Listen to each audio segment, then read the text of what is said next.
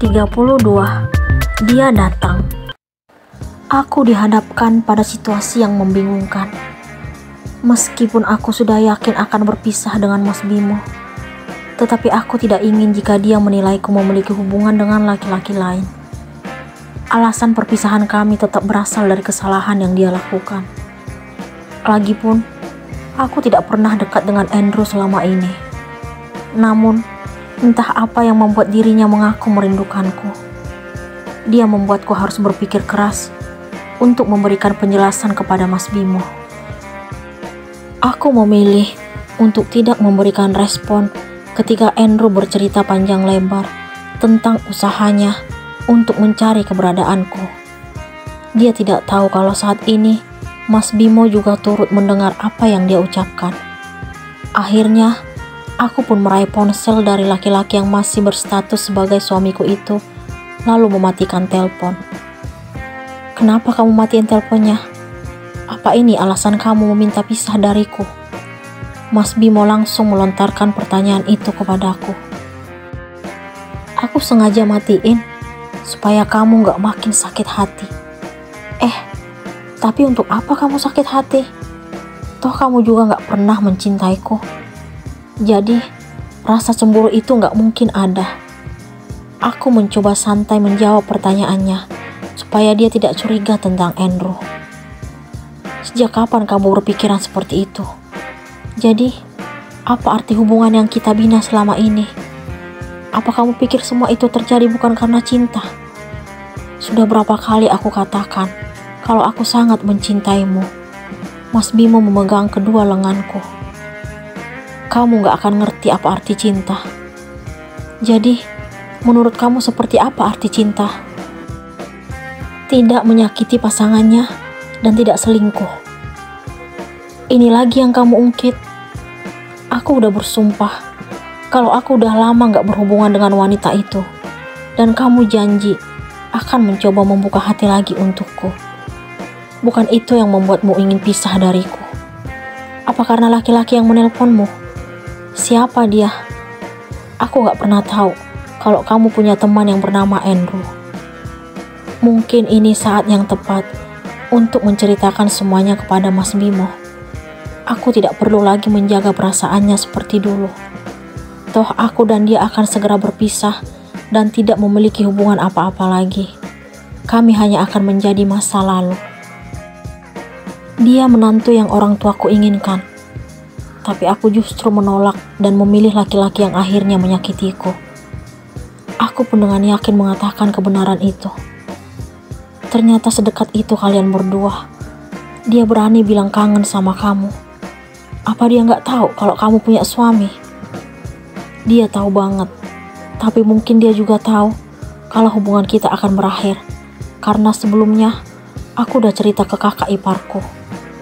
Aku yakin kalau Kak Ratu yang telah menceritakan semuanya kepada Andrew. Ternyata seperti ini istri yang kucintai selama ini. Mas Bimo menunjukkan senyuman yang tidak dapat kupahami. Buang saja omong kosongmu tentang cinta. Aku muak. Aku menaikkan suara. Bimo, buka pintunya. Tiba-tiba terdengar suara ibu mertua sambil mengetuk pintu. Mas Bimo pun langsung beranjak. Apa tujuan orang tua Mas Bimo ke rumah ini? Sejak kami memilih mengontrak, hanya Ratih yang baru menginjakkan kaki di tempat ini. Keluarga Mas Bimo yang lain seolah-olah tidak peduli. Jangankan untuk berkunjung, menanyakan Bagas saja tidak pernah melalui telepon. Clara, ibu mertua memanggilku. Walaupun tidak tinggal serumah lagi, orang tua itu tetap saja dengan teriakannya menyebut namaku. Aku pun segera keluar dari kamar, lalu menutup pintu, supaya Bagas tidak terbangun mendengar suara neneknya. Iya bu, aku tetap memberikan balasan dengan lembut. Kami pun duduk di ruangan yang awalnya tersedia televisi untuk ditonton. Apa benar kata Ratih? Tanya wanita itu. Tentang apa bu? Aku ingin memastikan maksud dari pertanyaannya. Apa kau dan Bimo akan cerai? Dia tidak pernah bicara lembut kepadaku. Iya Bu, aku memberikan jawaban dengan yakin. Kenapa nggak dari dulu? Aku sangat terkejut mendengar ucapannya. Ternyata wanita itu masih tetap tidak menyukaiku, walaupun aku telah melakukan kebaikan terhadap anak bungsunya. Maaf, karena saya baru melakukannya sekarang. Ibu, apa-apaan ini? Bisa-bisanya ibu ngomong seperti itu. Mas Bimo menaikkan suara. Kalau kamu pisah dengan dia, kamu bisa cari istri yang ibu harapkan. Itu lagi yang aku dengar dari bibir ibu mertua. Aku makin yakin untuk segera meninggalkan kota ini. Tidak ada lagi alasan yang membuatku untuk tetap bertahan. Aku akan pergi dari semua penderitaan dan hinaan yang keluarga Mas Bimo tujukan untukku. Kebaikan apapun yang kulakukan seolah-olah tidak berarti di mata mereka. Waktu menunjukkan pukul 6:32 WIB pagi. Aku masih sibuk mengemasi pakaian ke dalam koper. Sementara Mas Bimo duduk di tepi ranjang sambil melihat kegiatanku. Sejak subuh, dia beberapa kali memohon agar aku tidak meninggalkan rumah ini. Akan tetapi, aku sama sekali tidak peduli dengan permohonannya. Apalagi mengingat ucapan ibunya tadi malam. Wanita itu tidak pernah membuka hatinya untuk menerimaku sebagai menantunya. Dia seolah-olah menganggapku sebagai musuh. Ada pesan masuk tuh. Mas Bimo mengagetkanku.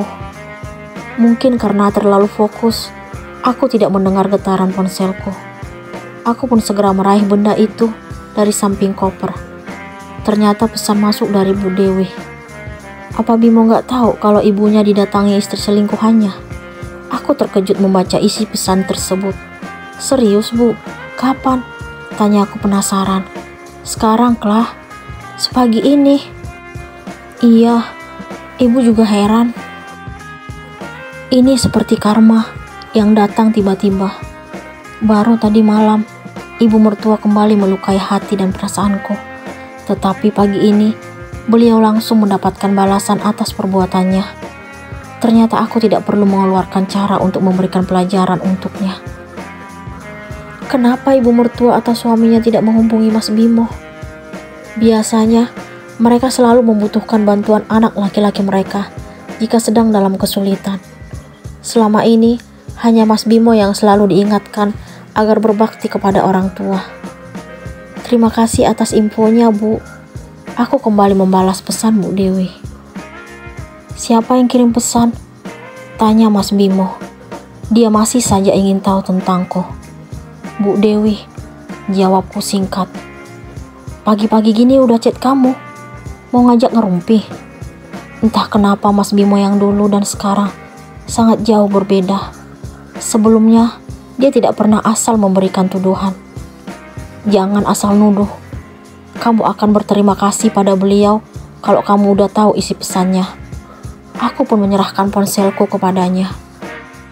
Apa-apaan ini? Dia tampak panik setelah membaca pesan di ponselku. Dia segera meraih handuk lalu keluar kamar. Aku pastikan kalau dia akan mandi karena terdengar suara pintu kamar mandi ditutup. Mungkin dia akan menghampiri ibunya setelah selesai membersihkan tubuh. Itu hal yang aku tunggu-tunggu. Semoga setelah masalah ibunya selesai, dia langsung menuju kantor, hingga aku tidak perlu bertemu lagi dengannya. Beberapa menit kemudian, Mas Bimo pun keluar dari kamar mandi, lalu mengenakan pakaian. Setelah itu, dia berpamitan akan menghampiri ibunya. Aku sangat bersyukur, karena apa yang kuharapkan akhirnya tercapai. Mungkin ini suatu cara agar rencanaku lancar-lancar saja meninggalkan rumah ini.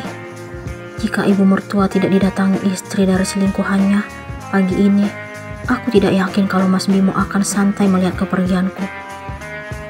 Setelah dari rumah ibu, aku langsung ke kantor ya. Dia tampak buru-buru, dan sepertinya dia lupa dengan rencana kepergianku. Dia bahkan bersikap seperti orang lain terhadapku. Aku tidak boleh sedih, justru harus bersyukur, karena sebentar lagi akan meninggalkan kota ini dan kembali bertemu dengan orang-orang tersayang. Aku pun berusaha tersenyum melihat kepergian Mas Bimo dengan motor kesayangannya. Aku kembali ke kamar untuk membangunkan Bagas, lalu memandikannya. Setelah itu memberikannya sarapan. Dia tampak semangat karena aku menjanjikan akan membawanya jalan-jalan dan membeli mainan. Sebenarnya, aku merasa bersalah karena tidak mengatakan yang sebenarnya kepada anak itu. Tetapi aku terpaksa berbohong. Aku yakin kalau suatu saat nanti, dia pasti mengerti kenapa mamanya memilih berpisah dari papanya. Aku pun bergegas mandi, lalu kembali bersiap-siap. Setelah semua barang-barang yang aku butuhkan bersama Bagas terkumpul, aku segera memesan taksi online. Aku memindahkan koper dan 2 tas yang telah tertutup rapat ke depan rumah. Aku tidak lupa menaruh kunci di bawah keset depan pintu untuk Mas Bimo. Ayo Klah, aku mendengar suara seseorang yang tidak asing di telinga. Walaupun sudah beberapa tahun tidak bertemu dengannya, tetapi aku masih mengingatnya. Andrew, kamu ngapain? Aku tidak menyangka kalau dia berhasil menemukan alamat rumah ini. Dia mengendarai mobil Pajero Sport putih. Aku datang untuk jemput kamu. Apakah Clara bersedia ikut dengan Andrew?